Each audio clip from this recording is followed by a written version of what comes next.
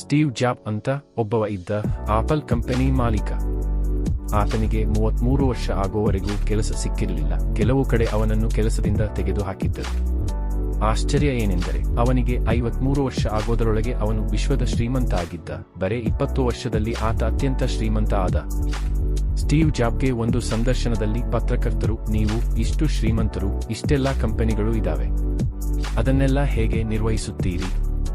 ನೀವು ಸುಖವಾಗಿದ್ದೀರಿ, ಒತ್ತಡರಹಿತರಾಗಿದ್ದೀರಿ. ಈ ಸುಖದ ಸೂತ್ರ ಏನು ಎಂದು ಕೇಳಿದರಂತೆ. ಅದಕ್ಕೆ ಸ್ಟೀವ್ ಜಾಬ್, ನಾನು ರಾತ್ರಿ ಮಲಗುವ ಮುಂಚೆ ದೇವರಿಗೆ ನಮಸ್ಕರಿಸಿ, ದೇವರೇ ಇದು ನನ್ನ ಕೊನೆಯ ನಮಸ್ಕಾರ. ನಿನ್ನ ಸಾಮ್ರಾಜ್ಯದಲ್ಲಿ ಇವತ್ತು ಒಂದು ದಿನ ಬದುಕಲು ಅವಕಾಶ ಕೊಟ್ಟೆಯಲ್ಲ, ಅದಕ್ಕೆ ನಮಸ್ಕಾರ, ಧನ್ಯವಾದ ಅಂತೀನಿ. ಅಕಸ್ಮಾತ್ ಬೆಳಿಗ್ಗೆ ಎದ್ದೆ ಎಂದರೆ ಮತ್ತೆ ದೇವರಿಗೆ ನಮಸ್ಕರಿಸಿ, ಏನ್ ಕರುಣೆ ದೇವರೇ ನಿಂದು, ಇನ್ನೊಂದು ದಿನವನ್ನು ಕೊಟ್ಟಿದ್ದೀಯಲ್ಲ, ನಿನಗೆ ಚೆಂದ ಅನ್ನಿಸುವ ಹಾಗೆ ಇವತ್ತು ಬದುಕುತ್ತೀನಿ ಅಂತೀನಿ ಎಂದು ಉತ್ತರಿಸಿದ. ಇದು ಸುಖದ ಸೂತ್ರ. ಮನುಷ್ಯ ನಿಶ್ಚಿಂತನಾಗಿ ಬದುಕುವುದನ್ನು ಕಲಿಯಬೇಕು. ನಮಗೆ 2 ಮಕ್ಕಳಿದ್ದರೆ ಟೆನ್ನನ್. ಆದರೆ ಇದೇ ರಾಜ್ಯದಲ್ಲಿ ಒಬ್ಬ ಯೋಗಿಗಳು ಬರೀ ಜೋಳಿಗೆ ಹಿಡಿದು 10,000 ಮಕ್ಕಳನ್ನು ಸಾಕಿದರು. ತುಮಕೂರಿನ ಸಿದ್ಧಗಂಗಾ ಸ್ವಾಮೀಜಿಗೆ ಎಂದು ಟೆನ್ನನ್ ಇರಲೇ ಇಲ್ಲ. 111 ವರ್ಷ ಅವರು ಬದುಕಿದರು. ನಮ್ಮ ಕತೆ ಹೇಗಿದೆ ಎಂದರೆ, 10 ವರ್ಷಕ್ಕೆ ಸೂಪರ್, 20 ವರ್ಷಕ್ಕೆ ಪವರ್, 30ಕ್ಕೆ ಪ್ರೆಷರ್, 40 ವರ್ಷಕ್ಕೆ ಶುಗರ್, 50 ವರ್ಷಕ್ಕೆ ಡೇಂಜರ್ ಲೈನ್, 60ಕ್ಕೆ ಡಮಾನ್. ಮುಗಿದೆ ಹೋತು ಕತೆ.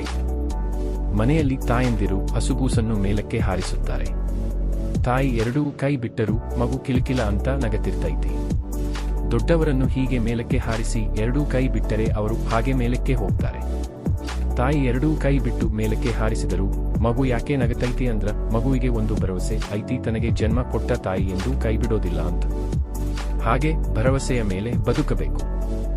ನಾವು ಈ ಭೂಮಿಗೆ ಬರಲು ಕಾರಣವಾದ ಶಕ್ತಿ ಯಾವತ್ತೂ ನಮ್ಮ ಕೈ ಬಿಡುವುದಿಲ್ಲ ಎಂಬ ಭರವಸೆಯ ಮೇಲೆ ಬದುಕಬೇಕು.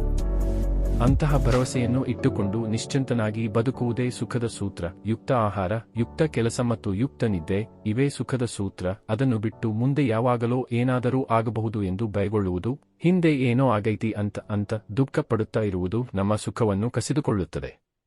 ವರ್ತಮಾನದಲ್ಲಿ ಬದುಕುವುದೇ ಸಂತೋಷದ ಜೀವನ.